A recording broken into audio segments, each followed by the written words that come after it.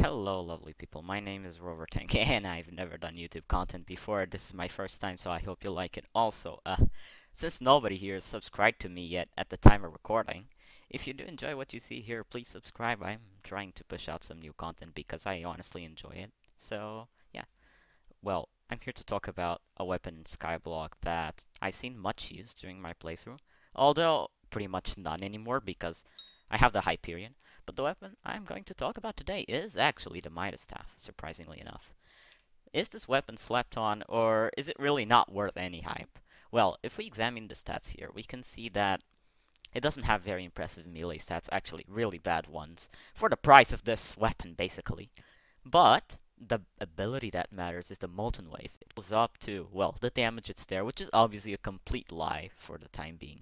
It costs 500 mana as a base, and will only cost 150 if you have Ultimate Wise 5 on the weapon. It takes 1 second cooldown, so that means you can only use it once every second. So if I try to use it right here, I can only use it after 1 second. Though, this can be decreased through the perk that mages have to reduce ability cooldowns, and you can fire it much faster. That is, unless the server's lagging, of course. Well, anyway, this is a 100 million Midas Staff because the ability damage in this weapon scales with the price you paid for it at the Darker auction, which only happens when Scorpius is made. Now, this one is a 100 million Midas Staff, which, at the time of recording, retails for about 156 million, which is a bit of a doozy for anyone trying to use it. Mine is recommed. It doesn't have any impressive enchants to speak of. It has Ender Slayer 5, I guess, which is going to come in handy for a part of the video. And it's also recommed, and it's heroic, and obviously it has an Ultimate Wise 5. It also has a Mana Scroll, which won't really be useful for this video. Now, if we test the raw damage of this weapon real quick, 441k. Keep in mind that right now I'm using a sheep pet, which is boosting my ability damage and my intelligence by a big lot. These are my stats, by the way, if you want to see. I have no reforges on demonic, by the way. Pretty much none, increasing my intelligence. Now, if I switch to an actual mage set, I have pretty much the best mage set over here for right-click mage. You can see that I'll be doing a lot more damage, exactly 1.7 million. And outside of dungeons, that is actually so good. You can actually one-tap stuff like tier 4 revs. I'll be doing a tier 4 rev now, so this shouldn't take too long. It just spawned, and we can now see our damage. 1.9 million just against that guy. Keep in mind I do have Smite 6. And you can pretty much one-shot tier 4 revs with it. However, tier 5s are a different story.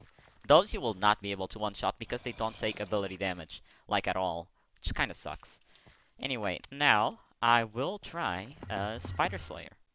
And I'm swapping to Hyperion for more intelligence. I took 2 hits to kill that guy. Also, yes, if you swap to your Hyperion, or any other weapon that has more intelligence, like, shit, for example, a Spirit Scepter, you will get a lot more damage because you'll be applying that intelligence in your next hit, instead of just the 175 stupid intelligence that the staff will give you. Alright, I will now be doing Ender Slayer, and for that, I will need a few extra items. I just got some Ender Boots completely randomly here. You can see that we're doing around 1.9 million damage without the sheep pet.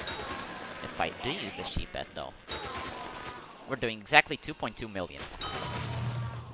As you can probably see, defeating the boss this way is extremely slow. Like, have you looked at this? I'm literally doing like 2.2 million damage per, what, 5 seconds?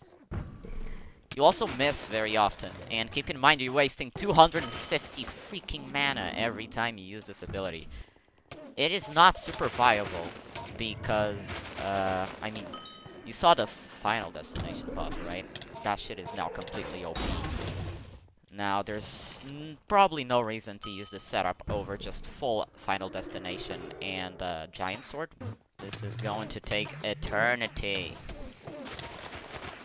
This is the annoying part because he starts spawning these stupid heads. I would never be able to trace those down if I didn't have the freaking mod. Also, a thing to point out here, he will not take damage while he's on top of slopes, because many times the Midas Staff will just not climb those. You can deal damage to him if he's like over here, I'll try to make him teleport. Hold on. You can deal damage from above in terms of slopes, but if you wanna deal damage from below, you can't really do that. Oh, I was able to. Never mind. He's just 2 hits left from dying, which is alright. And it took 136 seconds to kill. That is way too much for a minimally not boring strategy. But, I mean, that's how I got Ender Slayer 6, so...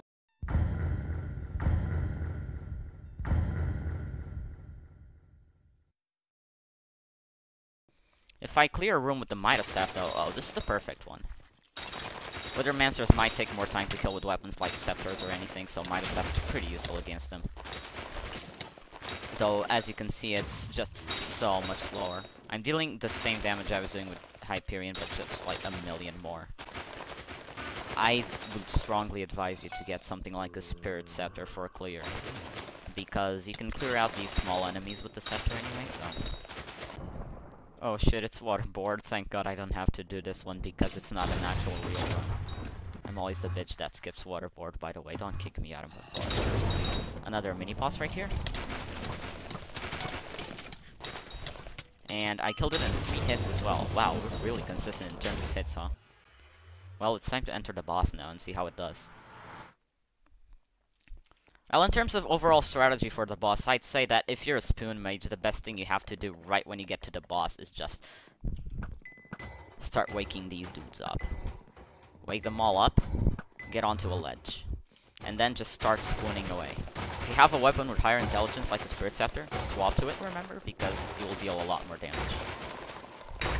And you can see I killed all of those golems pretty easily. Now, well, I'm now going to test this out against the giants themselves. You can see I'm doing around 2 million damage to them, just like outside dungeons, actually. Interesting enough. I'm probably not going to survive this phase like this. Another thing I should point out is that the Midas Staff will also block arrows. So, you should probably not be using this thing if you have an archer on your team. Like, seriously, don't ruin their life. So, you've already seen how the Midas Staff does. But what about its biggest competitor, which is the Yeti Sword? It wouldn't be too fair of a review if I just talked about it and didn't compare it to something that's considered way better. But is it actually way better? In every single aspect. Well, if we take a look at the stats here, you can see that it has much, but much better melee damage, and this will come in very handy for left-click mage. Or, you know, just stabbing something if you want. We pretty much have the same enchants we had before. Of course, Ultimate Wise 5. The only big difference is Might 6, and of course we still have Ender Slayer 5 for that Ender Slayer test. Then, the ability of this one, you can see that it throws a chunk of terrain, but it deals less damage than normal. However, remember that the mana cost of this ability is like way, way less. Without Ultimate Wise 5, it's just 250 mana, which is half of what the Midas Staff takes. But I'll just check out the damage of it real quick. We did 1.2 million. I'll just test it against an enderman real quick though. 1 million. 600k. So the damage seems to fluctuate between 600k and 1 million. Okay, finally mini boss. It died so fast, oh my god. I want to see the damage I'm doing. 9.1 million. I know this isn't too accurate because, I mean, blessings are different, of course, but, like, that's almost the same in terms of dungeon damage. Plus, this thing does not block arrows, and it's way cheaper. I think this might actually be the better thing. I will now be clearing Bloodroom with the sword. Oh, there goes. It died pretty quickly, actually. That was surprising. Let's eat these dudes.